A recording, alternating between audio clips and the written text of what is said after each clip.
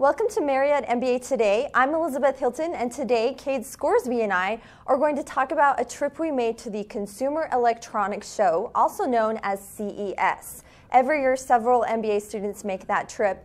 And Kade, thanks for being here with us. Yeah, it's good to be here. So I'm excited to talk about this. Why don't you start by telling our viewers just a little bit about what CES is? Yeah, like you mentioned, CES is the Consumer Electronics Show. And it's an opportunity for companies all over the world to come to Las Vegas, and they hold it in the Las Vegas Convention Center. It's a huge expo. And these companies come to demonstrate the latest and greatest in technology. And there are companies that are smaller that are trying to demonstrate that they have some good tech out there that they can get out into the marketplace. And then there are some of the behemoths of the industry, like the Sonys and the Samsungs, that are trying to show that they've got the coolest technology available. Yeah, and they put a lot of money. Some of those booths took up an entire portion in the convention center. I think Sony's was, 20 feet tall and several, booths wide. Yeah, the big booths that they had were really fun to go into. They had lots of technology that you could try on and demonstrate and use, and so that was exciting. And it was also exciting to see some of those smaller companies and some of the things that they were trying to bring into the industry. So the smaller companies go, how does that help them get market share by going? Who are some of the people that come? Well, when you go to CES, you can register as a consultant or a buyer, and so they're really targeting the people that they can begin to sell product to and get their product into stores, and it really creates brand awareness for them.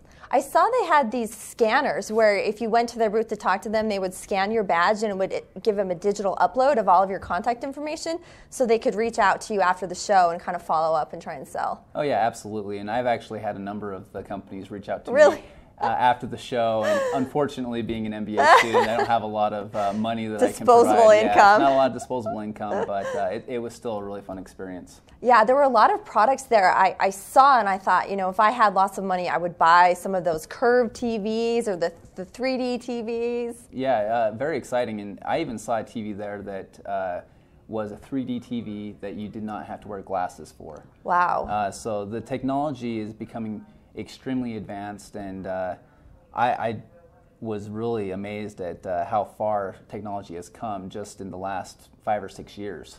It was amazing to me too how the CES is huge as far as every news station was covering it, all the news feeds were talking about the tech they had there, and I felt like, it's a big deal, and to be there and be a part of it made me feel really like I was in the know, Oh, yeah, absolutely. And when I was thinking about CES beforehand, I thought, well, it's just going to be these big companies, the Samsungs and the Sonys, but there were automobile companies that were there as well. Ford Motor Company had a strong presence there.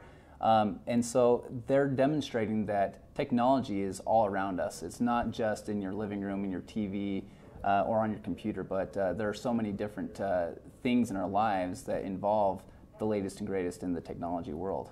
Definitely, and I know there were thousands of companies there, but if you had to pick maybe one or two of the favorite gadgets you saw there, what would one of those or two of those be? Well, Intel had a huge booth there. They're obviously a huge company. And we have a couple MBA students going there to work, so that's exciting. Very exciting.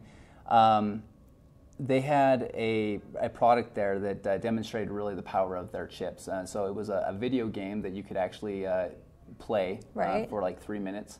And you had a controller that you used with your hands like you would in any traditional video game, but you also had a headset that you would put on that went clear around your eyes and your face.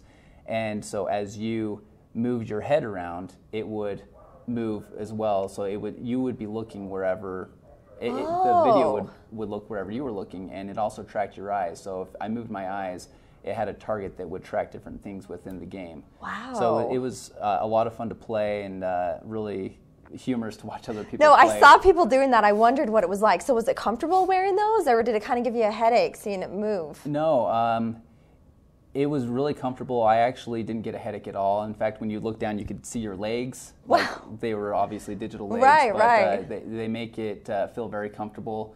And the 3 minutes passed by so quickly. Wow. I could have kept playing. It was a lot of fun. You mentioned that you were there as well. I don't know if there was something that really stood out to you, a company that you really enjoyed seeing?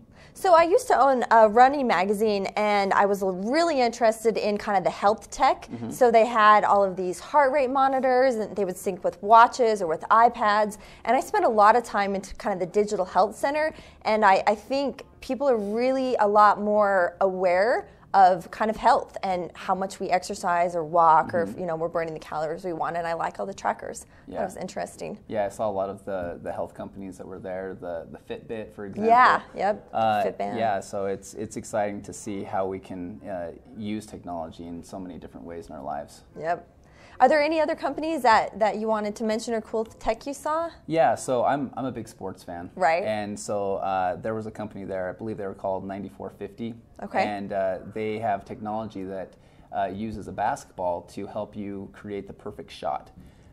So there's sensors within the ball, and then it reads to a software program. So as you shoot the ball, it tells you whether or not you have the ideal arc that you have on it. And I've always considered myself to be an okay basketball player, and so I got up to their booth and I shot a couple of free throws. Sure, I'm sure they went in.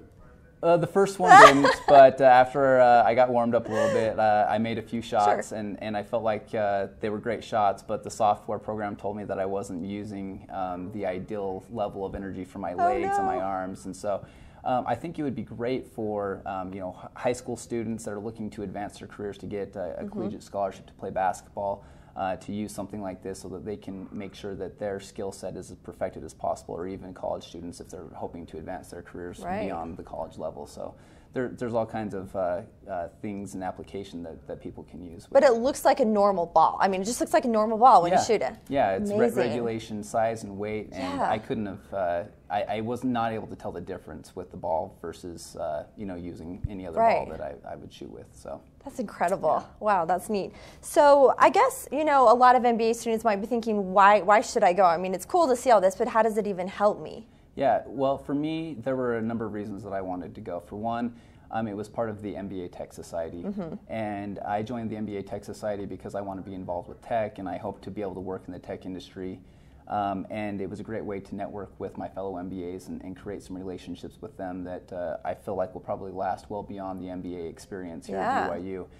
In addition, I think that there are a lot of extra added value elements to going to a show like the Consumer Electronics Show. Right. For one, it allows you to speak informatively about these companies and what's happening in the tech industry. So if you go into an interview or you're trying to network with a tech company, you have the inside track as far as what's happening in the industry. And they expect you to know. I mean, they'll ask you, well, what do you think about this tech? And if you don't know what it is or haven't heard of it, you kind of seem like you're not up on what's going on in your field. Yeah, absolutely. And a few weeks before I went to CES, I actually saw something from the Wall Street Journal about Amazon and them beginning to do delivery via a drone system.